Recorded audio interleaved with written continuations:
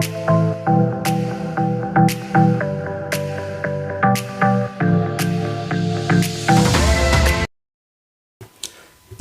എല്ലാവർക്കും പുതിയൊരു വീഡിയോയിലേക്ക് സ്വാഗതം. നമ്മളിന്ന് പറയാൻ പോകുന്നത് മിനിങ്ങാന്ന് രാത്രി ആമസോൺ പ്രൈമിൽ കൂടി റിലീസ് ചെയ്ത ഭരതനാട്യം എന്ന സിനിമയുടെ വിശേഷമാണ്. സൈജു കുറുപ്പാണ് കേന്ദ്ര കഥാപാത്രത്തെ അവതരിപ്പിക്കുന്നത്.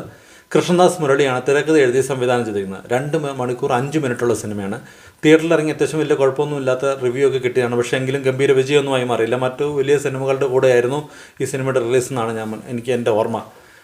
സായികുമാർ, പിന്നെ സൈജു കുറുപ്പാണ് കേന്ദ്ര കഥാപാത്രം. സൈജു കുറുപ്പിനോടൊപ്പം സായികുമാർ, പിന്നെ സോഹൻ ശ്രീലാലുണ്ട്, അഭിരാം രാധാകൃഷ്ണനുണ്ട്, കലാരഞ്ജിനിയുണ്ട്, ഡബ്ബിംഗ് ആർട്ടിസ്റ്റൊക്കെ ഉണ്ടായിരുന്ന ശ്രീജ രവി അവരുണ്ട്. പിന്നെ ആരാണ്, പിന്നെ അങ്ങനെ കുറച്ച് വലിയ താരം തന്നെ അല്ലെങ്കിൽ അത്യാവശ്യം കുറച്ച് പേരൊക്കെ ഉണ്ട്. കുറച്ച് അറിയപ്പെടുന്ന സ്റ്റാർ കാസ്റ്റൊക്കെ ഉണ്ട്. സിനിമ എങ്ങനെ ഉണ്ടായിരുന്നു എന്ന് ചോദിച്ചാൽ എന്നെ സംബന്ധിച്ച് വളരെ മനോഹരമായൊരു സിനിമയായിരുന്നു. സത്യം പറഞ്ഞാൽ എനിക്ക് സങ്കടം വന്നതിൻ്റെ അവസാനമൊക്കെ നമ്മളെ കണക്റ്റ് ചെയ്യിക്കാൻ സാധിക്കുന്നുണ്ട്. പേഴ്സണലി നമുക്കൊരു സിനിമയിലേക്ക് കണക്റ്റ് ആവുക അല്ലെങ്കിൽ നമുക്ക് ആ ഒരു കണക്ഷൻ കിട്ടുക എന്ന് പറഞ്ഞാൽ അത്ര എളുപ്പമുള്ളവരില്ല. പക്ഷേ ഇമോഷണലി വളരെ കണക്റ്റ് ആവുന്ന സിനിമയാണ്. പക്ഷേ സിനിമ ത്രൂ ഔട്ട് കോമഡിയിലാണ് പറഞ്ഞു പോകുന്നത്. അതാണ് ഇതിൻ്റെ ഏറ്റവും രസകരമായ ഒരു രീതി.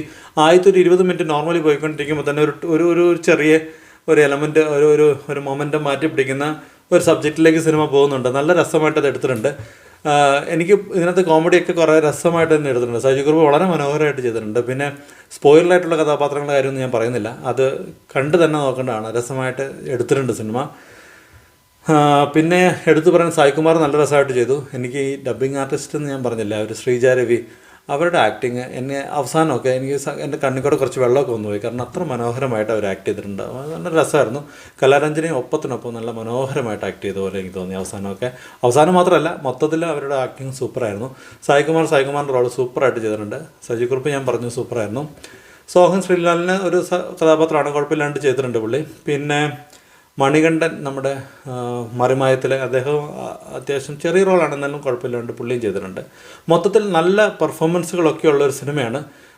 തീർച്ചയായിട്ടും കണ്ടു നോക്കേണ്ട സിനിമയാണ്. മിസ്സാക്കാണ്ട് കണ്ടു നോക്കേണ്ട സിനിമയാണ്. കാരണം ഇങ്ങനെ ഒരു കോമഡിയിൽ പറഞ്ഞ് കാര്യം അവതരിപ്പിച്ച് അവസാനമാകുമ്പോൾ നമ്മളിലേക്ക് കണക്റ്റ് ആകുമ്പോൾ നമുക്കെന്താണ്, എനിക്ക് പേഴ്സണലി സങ്കടം വന്നു അതിൻ്റെ അവസാനം ക്ലൈമാക്സൊക്കെ കണ്ടപ്പോൾ.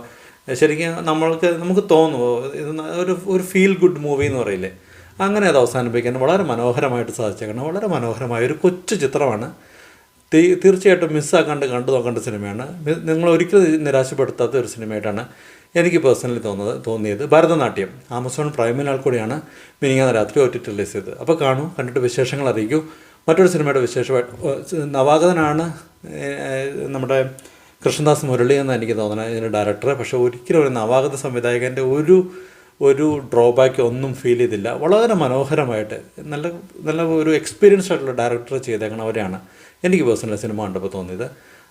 അത് ആ സിനിമ അതിൻ്റെ ക്വാളിറ്റിയിലും വന്നിരിക്കണ പോലെ തോന്നി. അപ്പോൾ എല്ലാവരും കണ്ടു നോക്കൂ, മിസ്സാക്കാണ്ട് കണ്ടു നോക്കൂ. കണ്ടിട്ട് വിശേഷങ്ങൾ അറിയിക്കും. മറ്റൊരു സിനിമയുടെ വിശേഷമായിട്ട് വേറൊരു ദിവസം വരാം. Thank you for watching my videos and thank you for all the support and by.